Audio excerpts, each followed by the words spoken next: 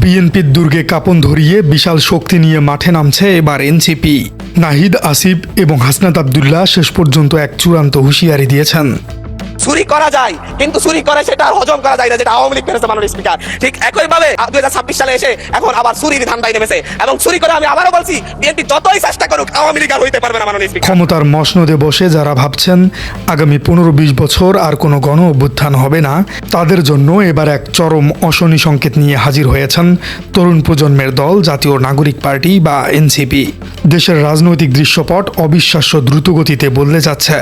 জুলাই গণ অভ্যুত্থানের পর যে তরুণদের হাত ধরে দেশ নতুন করে স্বাধীন হয়েছিল, সেই তরুণেরাই এবার দেশের সবচেয়ে বড় এবং শক্তিশালী একটি রাজনৈতিক বিকল্প বা অল্টারনেটিভ পাওয়ার হিসেবে আত্মপ্রকাশ করার চূড়ান্ত প্রস্তুতি গ্রহণ করেছে। যে 98টি অধ্যাদেশ অ্যাজ ইট ইজ এটা সংসদে আসবে বিল আকারে এবং পাস হবে। দল ভারী করতে এনসিপিতে যোগ দিচ্ছেন বৈষম্য ও ফেসিবাদ বিরোধী জুলাই অভ্যুত্থানের এক ঝাঁক হেভিওয়েট এবং পরিচিত মুখ। শুধু তাই নয়, খোদ বর্তমান ক্ষমতাসীন দল বিএনপির ভেতরের বঞ্চিত নেতা এবং তাদের মেধাবী সন্তানরাও এবার এনসিপির ছায়াতলে আসার জন্য রীতিমতো যোগাযোগ শুরু করেছেন। কি ঘটতে যাচ্ছে দেশের রাজনীতিতে? কেন হঠাৎ করে এত বড় শক্তি সঞ্চয় করছে এনসিপি? আর কেনই বা নাহিদ ইসলাম এবং আসিফ মাহমুদ বর্তমান সরকারের দিকে তাক করে সরাসরি আরেকটি গণ অভ্যুত্থানের হুঁশিয়ারি উচ্চারণ করছেন? সংস্কার প্রতিষ্ঠা হবেই, শুধু বিএনপি কেন, আরো যেই শক্তি হোক না কেন, যে কোনো পরাশক্তি আসুক না কেন, বৈদেশিক শক্তি আসুক না কেন, আমরা তাদেরকে পরাজিত করে ছাড়বো ইনশাআল্লাহ। ক্ষমতা না জনতা, ক্ষমতা না জনতা, আপোষ না সংগ্রাম, দেওয়ালি না রাজপথ, দিল্লি না ঢাকা, গোলামি না আজাদি। চলুন দর্শক, দেখে নেওয়া যাক এনসিপির বর্তমান রাজনীতিকে কেন্দ্র করে এক ভয়ঙ্কর মাস্টার প্ল্যান, যার জন্য বিএনপি এখন সর্বোচ্চ চাপে রয়েছে। শুরুতেই জেনে নেওয়া যাক কারা যুক্ত হচ্ছেন এই নতুন রাজনৈতিক শক্তিতে। এনসিপির একাধিক অত্যন্ত বিশ্বস্ত এবং নীতি নির্ধারণী সূত্রের তথ্য অনুযায়ী জুলাইয়ের আকাঙ্ক্ষা বাস্তবায়নে সমমনা দলগুলোর একটি বিশাল ঐক্য প্রক্রিয়া প্রায় চূড়ান্ত পর্যায়ে পৌঁছেছে। সবচেয়ে বড় একটি চমক হল ইউনাইটেড পিপলস বাংলাদেশ বা আপ বাংলাদেশের একটি বিশাল অংশ এনসিপিতে যুক্ত হতে যাচ্ছে। সংগঠনটির আহ্বায়ক আলী আহসান জুনায়েদ এবং প্রধান সমন্বয়কারী রাফে সালমান রিফাত সহ প্রধান সারির কয়েকজন নেতা খুব শিগগিরই এনসিপিতে যোগ দেওয়ার আনুষ্ঠানিকতা সম্পূর্ণ করতে যাচ্ছেন। এর পাশাপাশি দীর্ঘদিনের রাজনৈতিক দল আমার বাংলাদেশ বা এবি পার্টির সাথেও এনসিপির অত্যন্ত নিবিড় আলোচনা চলছে। যদিও দুটি নির্বাচন কমিশন নিবন্ধিত দলের সরাসরি একীভূত হওয়া বেশ জটিল একটি আইনি ও সাংগঠনিক প্রক্রিয়া, তবুও শীর্ষ পর্যায় থেকে আলোচনা শুরু করে মাঠ পর্যায়ের নেতাকর্মীদের মধ্যে এক ধরনের ঐক্যমত্যের সুর বাজতে শুরু করেছে। এবি পার্টির চেয়ারম্যান মুজিবুর রহমান ভূঁইয়া মঞ্জু অবশ্য জানিয়েছেন যে আনুষ্ঠানিক একীভূত হওয়ার আলোচনা এখনও চূড়ান্ত হয়নি। তবে জুলাইয়ের শক্তিগুলোর মধ্যে ঐক্যবদ্ধ ধরে রাখার জন্য প্রথম থেকেই তারা গণতান্ত্রিক সংস্কার জোট নামে একটি প্ল্যাটফর্মে কাজ করেছেন। কিন্তু দর্শক, চমকের এখানেই শেষ নয়। এনসিপির পরিধি বাড়ানোর এই মিশনের সবচেয়ে বড় রাজনৈতিক ভূমিকম্পটি ঘটতে যাচ্ছে ভিন্ন একটি জায়গায়। সূত্র নিশ্চিত করেছে যে ক্ষমতাসীন বিএনপির বিভিন্ন স্তরের বঞ্চিত নেতা, সাম্প্রতিক নির্বাচনে পরাজিত হওয়া প্রভাবশালী রাজনৈতিক ব্যক্তিত্ব, এমনকি বিএনপির একেবারে শীর্ষ পর্যায়ের কতিপয় গুরুত্বপূর্ণ নেতার মেধাবী সন্তানরাও এনসিপির সাথে নিয়মিত এবং গভীর যোগাযোগ করছে।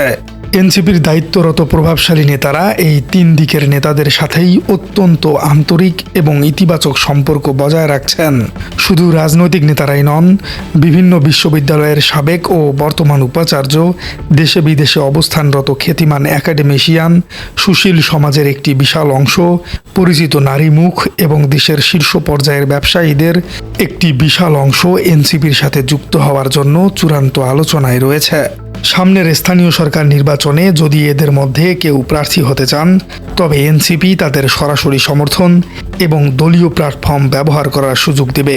অর্থাৎ এনসিপি এখন শুধু একটি ছাত্র বা তরুণদের দল হিসেবে সীমাবদ্ধ থাকছে না, এটি দেশের সব স্তরের পেশাজীবী এবং বুদ্ধিজীবীদের নিয়ে একটি মেগা পলিটিক্যাল পাওয়ার হাউসে পরিণত হচ্ছে।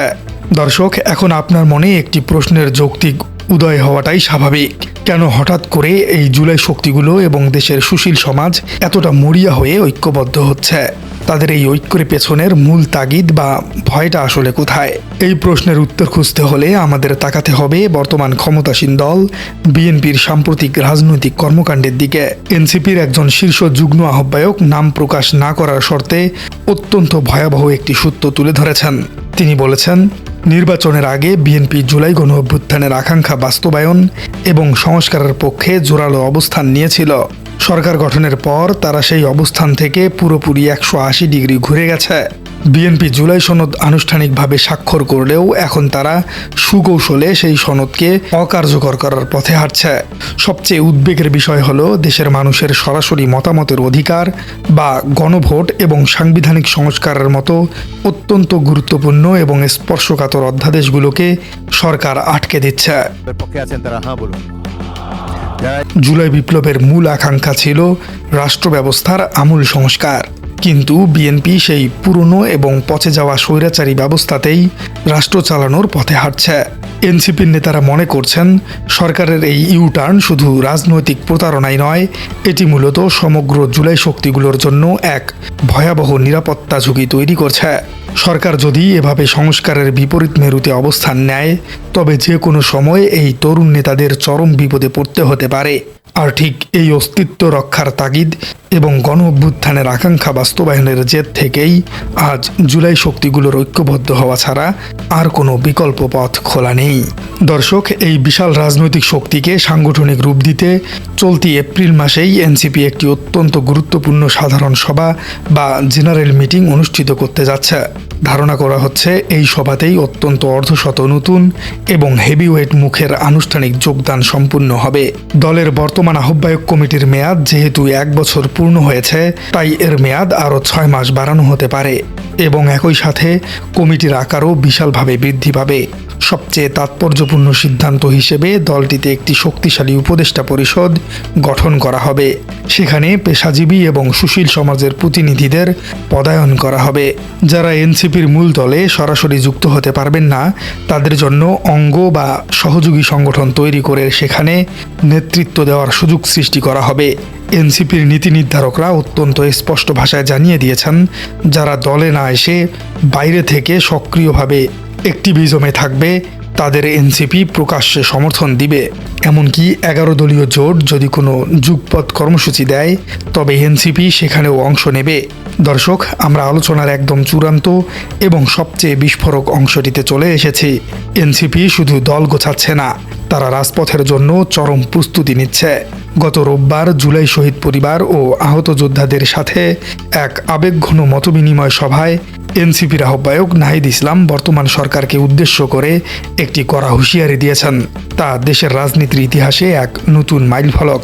নাহিদ ইসলাম অত্যন্ত দৃঢ় কণ্ঠে ঘোষণা করেছেন, আমরা আবার প্রস্তুতি নিচ্ছি, আমরা দল মত নির্বিশেষে ঐক্যবদ্ধ আছি।